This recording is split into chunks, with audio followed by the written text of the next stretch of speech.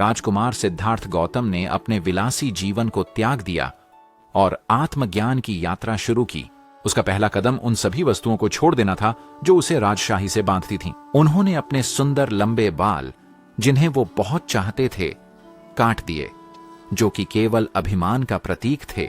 सिद्धार्थ ने अपने रेशमी वस्त्र भी साधारण परिधानों के लिए बदल दिए, जैसे कि जंगल में रहने वाले लोगों के थे।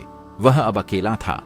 अपने धनी दरबार के सभी प्रशंसा से दूर, सिद्धार्थ गौतम ने अपने पुराने जीवन शैली से जुड़ी हर चीज का त्याग कर दिया था और उन लोगों को ढूंढने के लिए दुनिया में निकल पड़े जो उसे अपने लक्ष्य को प्राप्त करने में मदद कर सकें।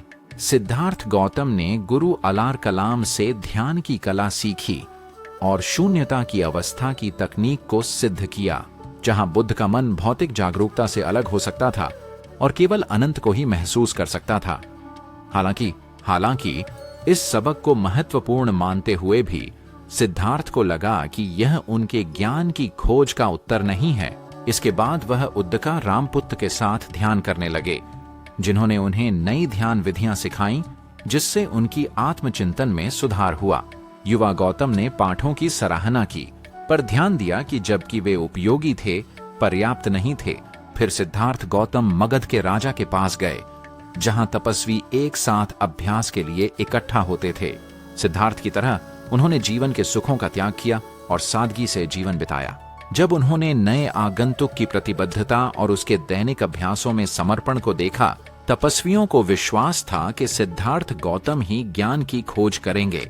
साथ ही सिद्धार्थ ने संयमियों के साथ मिलकर दर्द और भूख के कारण अपने शरीर को महसूस होने वाले दुख को पार करना सीखा। उन्होंने अपने शरीर और इंद्रियों को पूरी तरह से साध लिया और कुछ भी उन्हें परेशान नहीं कर सकता था। वह मुश्किल से ही कुछ खाता था और इसलिए वह और भी दुबला और कमजोर हो गया। बुद्ध के जीवन के इस काल को 6 साल के उपवास के रूप में जाना गया, लेकिन सिद्धार्थ ने देखा कि उनकी दुर्बलता उन्हें अधिक हानि पहुंचा रही थी। यह उन्हें पूर्णता की राह से दूर रख रही थी, क्योंकि उनकी तर्क शक्ति भी प्रभावित हो रही थी।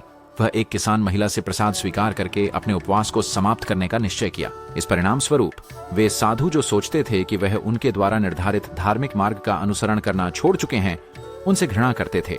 महान उपवास के बाद सिद्धार्थ गौतम ने चिंतन किया और उसे एहसास हुआ कि सभी प्रकार की चरम सीमाएं लाभकारी नहीं होती हैं और उसे मध्य मार्ग का चुनाव करना चाहिए, आनंद और कठोर तपस्या दोनों से परहेज करते हुए। सिद्धार्थ का मानना था कि सांसारिक और आध्यात्मिक जीवन में संतुलन खोजना महत्वपूर्ण है। वर्षों की भटकन और सीखने के बाद सिद्धार्थ ने एक सुंदर पीपल के पेड़ को पाया। इसे बोधि वृक्ष के रूप में जाना जाने लगा और सिद्धार्थ गौतम ने कहा कि वह इसकी छाया के नीचे बैठेगा और केवल तब उठेगा जब उन्हें ज्ञान की प्राप्ति होगी। उन्होंने घास और पत्तियों का तकिया बनाया, फिर पूर्व की ओर मुख करके बैठ गए। उन्होंने अपना ध्यान आरंभ किया और संसार की आत्माओं ने आनंदित होकर जश्न मनाया। लेकिन राक्षस उस साधारण मनुष्य को भौतिक दुनिया से बांधे रखने वाली बेड़ियों को तोड़ने की अनुमति नहीं देते थे। मारा, इच्छा और छल का राक्षस सिद्धार्थ को उनके लक्ष्य से भटकाने के लिए प्रकट हुआ। उसने सिद्धार्थ को हर तरह से प्रलोभन देने की कोशिश की। मारा ने सुंदर महिलाओं के दृश्य प्रस्तुत किए और सिद्धार्थ को हिंसक दृश्यों से विचलित करने का प्रयास किया।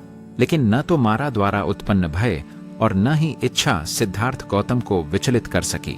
फिर मारा ने सिद्धार्थ से यह साबित करने का चुनौती दी कि कोई उनके पक्ष में गवाही दे सकता है, उनके ज्ञान प्राप्ति के अधिकार की पुष्टि करते हुए। वह तब था जब सिद्धार्थ ने अपने हाथ से जमीन को छुआ, संकेत करते हुए कि धरती स्वयं उनकी गवाह थी। तब पूर्णिमा की रात को सिद्धार्थ गौतम ने अज्ञानता और दुख को पार किया। अपने पिछले जन्मों को याद करके जन्म और मृत्यु के चक्र को समझते हुए जो कर्म के अनुसार होता है, और अंततः 4 आर्य सत्यों को समझना जो दुखों का अंत करने के मार्ग हैं। सूर्योदय पर सिद्धार्थ गौतम अंततः बोधि प्राप्त कर लेते हैं, बुद्ध बन जाते हैं। प्रबुद्ध, वह अपने ध्यान से पूरी तरह जागृत होकर उठता। बुद्ध ने वास्तविकता के स्वरूप, दुख के मूल कारण और मुक्ति के मार्ग को पूरी तरह समझ लिया था। वह अपने अनुभव की गहराई को समझने और मनन करने के लिए उस वृक्ष के नीचे 7 और सप्ताह रुके रहे। निर्वाण प्राप्त करने के बाद बुद्ध ने अपने ज्ञान को दुनिया के साथ बांटने का निश्चय किया और अपनी शिक्षाओं को फैलाने के लिए घूमते रहे।